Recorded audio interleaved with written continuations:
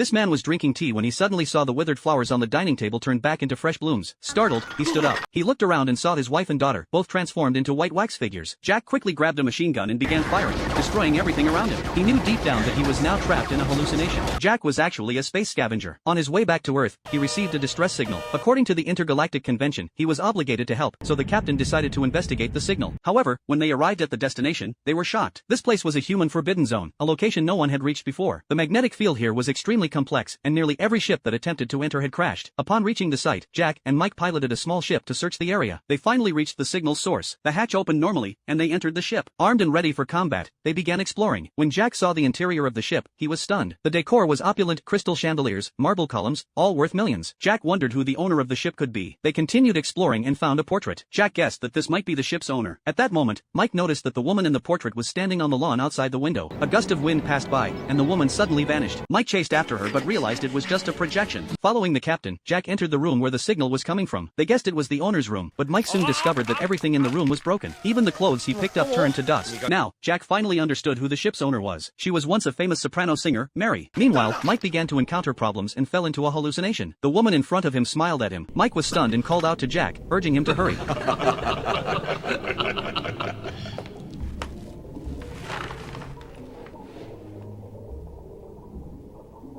But then Mike realized that the red rose the woman had given him was real. When Jack arrived, the rose on the table had already withered, and the card attached to it showed a date from years ago. Jack couldn't understand how Mike could be seeing a woman from a century ago.